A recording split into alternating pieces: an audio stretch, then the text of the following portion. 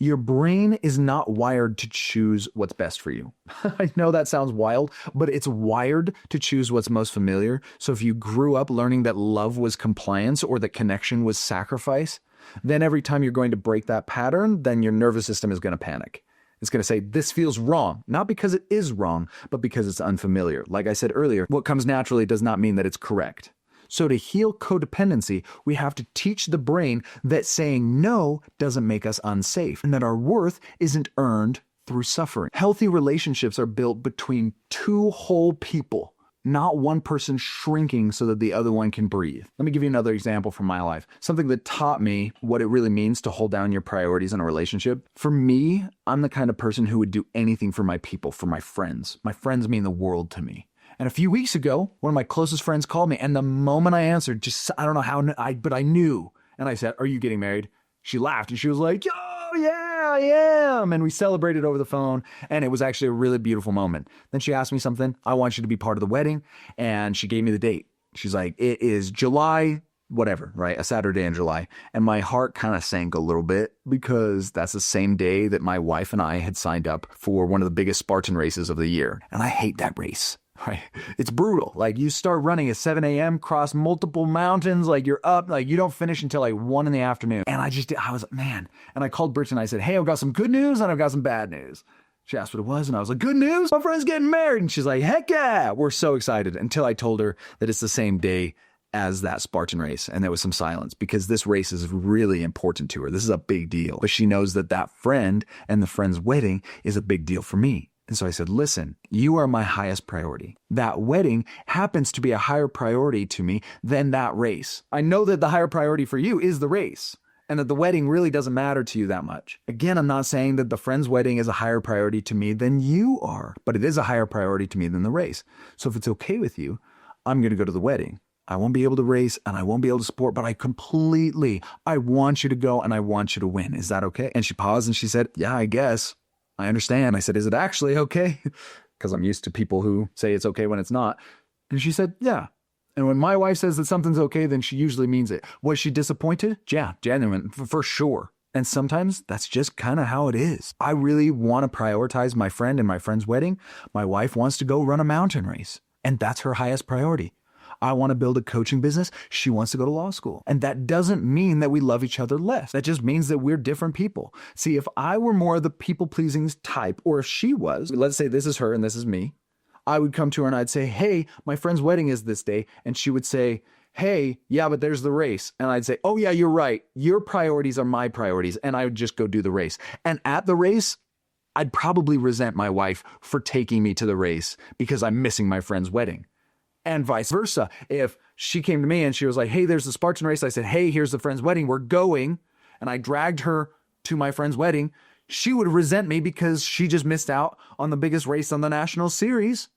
And I'm stoked because we're at the wedding. Again, it's okay for you to have different priorities. Just because you have different priorities doesn't mean you love each other less. You can still choose love without sacrificing who you are.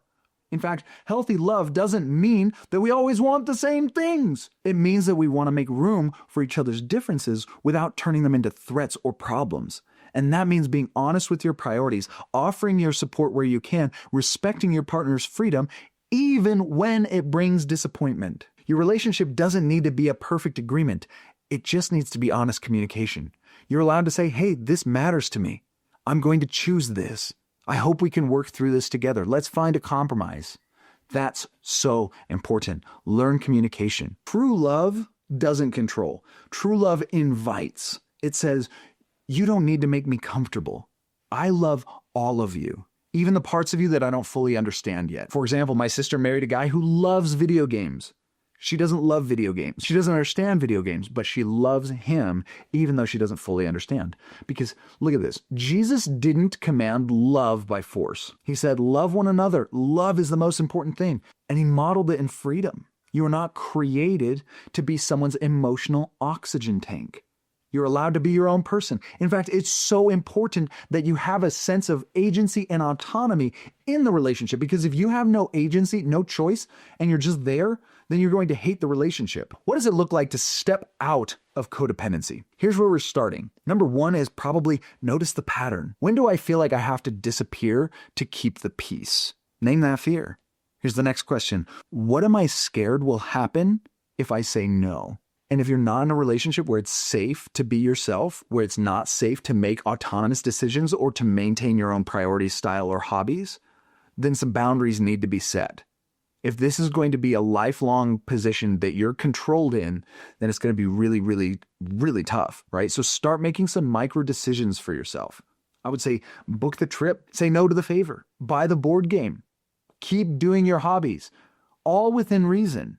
Let your nervous system feel the discomfort and survive it and recognize, oh, it's okay for me to have a hobby even if my spouse doesn't love that hobby. Okay? The other thing, I would invite healthy discomfort into the relationship. That sounds wild, but it sounds something like, I'm going to start choosing for myself. And I want to stay connected to you as I do.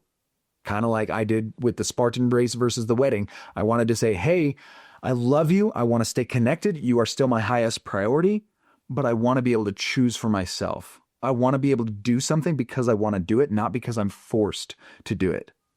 Some people won't like it, and that's okay. Others will probably rise with you. I want you to know that you're not selfish for having a self. You're not wrong for wanting space to breathe. You're not failing your relationship by stepping into wholeness. Love without freedom is control. Freedom without love is isolation. But love with freedom, that's sacred. It's really sacred. So this week, do one thing just because it matters to you. Not because it's strategic, not because you can get away with it, not because it's impressive, and not because your partner approves, but just because it's you. And then come back here and tell me how you feel. You got this. Also, if you have any doubts, questions, or comments, I run a coaching company. There's a link in the description. Feel free to reach out if you ever want to work through any of this on a more personal level. It's really difficult for me to just give information when there are so many specific cases out there. And so if you really want to get through it with personal application, fill out the link in the description. I'd be happy to set an appointment with you and see if I can help you through it. Also, if you liked the video, feel free to like and subscribe and do all the things that YouTube wants you to do as well. That'd be cool.